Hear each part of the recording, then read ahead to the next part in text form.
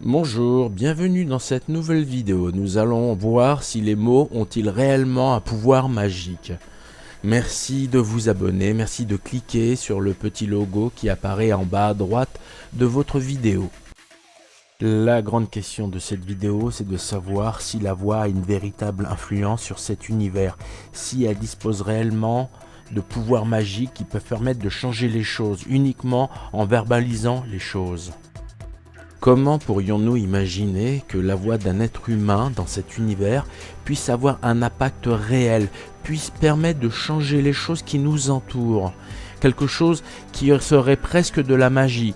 Nous connaissons cela bien évidemment par rapport au fait des incantations. Donc, qui n'a jamais entendu parler des incantations? Ces sortes de sorciers, de magiciens, de sorcières qui ont la capacité, en disant simplement quelques phrases dans un cadre précis, de créer une magie appropriée qui sort complètement des voies naturelles et qui devient un élément totalement surnaturel et inconcevable pour l'esprit des gens en général.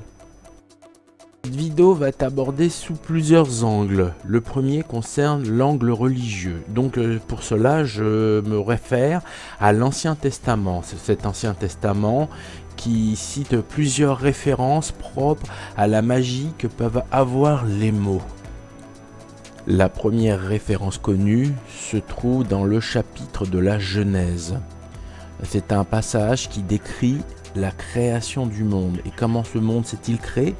Par la parole. À un moment donné, Dieu a énoncé verbalement des ordres qui se sont concrétisés par la création des choses qu'il avait ordonnées. Tout le monde se souvient de cette première phrase, que la lumière soit, et la lumière fut. Sous-entendu, une parole a été dite et s'est concrétisée dans cet univers par la création de la chose qui a été dite. Toujours dans le livre de la Genèse, on voit toutes les étapes qui ont pu survenir par la suite, à savoir la création de tout l'univers, que ce soit la végétation, la vie, les animaux, etc. Mais tout est parti à la base du verbe, c'est-à-dire de la parole. Et cela a donné l'univers tel qu'on le connaît aujourd'hui, composé d'étoiles, de planètes et de toutes choses qui nous entourent dans cet univers.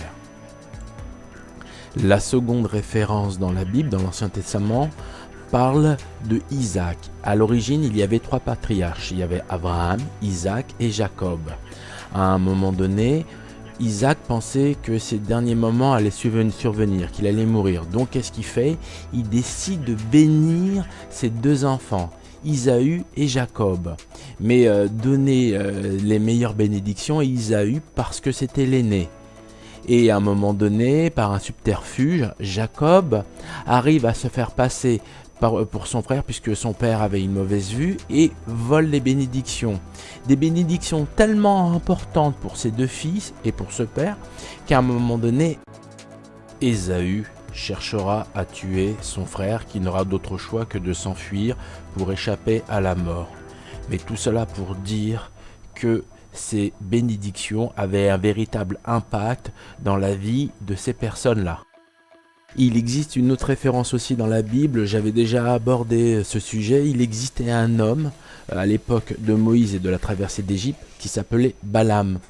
Et il était reconnu avoir la capacité, le pouvoir de dire une chose et que cette chose se réalise, que ce soit sous la forme de bénédiction ou de malédiction. Et dans la Bible n'était pas mis en cause la véracité et la validité de son pouvoir, de pouvoir influer l'univers par le biais de ses paroles. Toujours pour rester sur le principe de la vidéo, c'est-à-dire le pouvoir de la parole, bien évidemment, il faut parler des incantations. Les incantations, c'est formuler verbalement une demande ou un ordre et faire que cet ordre se réalise, mais de façon totalement surnaturelle. On a tous vu des Harry Potter ou des films où vous voyez le sorcier ou la sorcière qui dit des mots souvent dans une langue inconnue ou alors en latin, et boum, ce qui a été dit se réalise. Il existe aussi des références dans Le Seigneur des Anneaux où le simple fait de donner le nom de la chose, de dire le nom de la chose, mais le nom réel de la chose, donner le pouvoir d'ordonner à la chose de se réaliser ou d'obéir à l'ordre de la personne qui émettait l'ordre. Mais bon, cela concerne bien évidemment tous ceux qui sont fans de ces films ou de ces livres de fantasy. Sinon, toujours en parlant de l'Ancien Testament, il est noté qu'il est interdit de pratiquer la nécromancie, mais aussi la sorcellerie. Donc on sous-entend quand même que la sorcellerie existe. Et le fait de faire des incantations existe réellement et a une capacité de pouvoir intervenir dans notre monde réel. Mais attention, bien évidemment, comme je l'ai dit dans la vidéo précédente, Dieu n'aime pas les sorciers. Donc si vous n'avez pas peur de finir dans un monde plus horrible que celui de l'enfer, alors n'hésitez pas à faire de la magie, sinon restez tranquille et ne pratiquez pas, parce qu'il y a vraiment des conséquences désastreuses pour toute personne qui pratiquera de la magie. Troisième et dernier point, la prière. Depuis toujours, vous savez que pour pouvoir atteindre Dieu, pour pouvoir se faire entendre de Dieu, pour pouvoir faire des souhaits, rien de mieux que la prière, c'est-à-dire vous exprimez verbalement vos souhaits. Et la prière, dans l'ensemble des religions monothéistes, impose la prière pour se faire entendre. Mais si vous continuez à prendre comme référence l'Ancien Testament, qu'est-ce que vous lisez si vous lisez dans son intégralité l'Ancien Testament? Vous verrez qu'à aucun moment Dieu a ordonné qu'on lui fasse des prières pour pouvoir le satisfaire. Lorsque vous commencez du premier chapitre de la Genèse jusqu'au dernier chapitre, vous verrez que l'on parle de sacrifices attendus, des sacrifices d'animaux bien évidemment, pas d'humains. Et tous ces sacrifices étaient la façon de vénérer Dieu. C'est par la suite, il y a 3000 ans, que des hommes ont déterminé qu'il fallait plutôt remplacer les sacrifices par des prières. Et par la suite, c'est devenu une référence bien évidemment, puisque en 3000 ans, on a le temps de s'habituer à l'idée. Toute cette vidéo a démontré que les mots ont un véritable pouvoir. Donc vous pourriez vous dire, oui, bien sûr, la prière a véritablement un véritable impact vis-à-vis de Dieu pour obtenir les choses qu'on souhaite.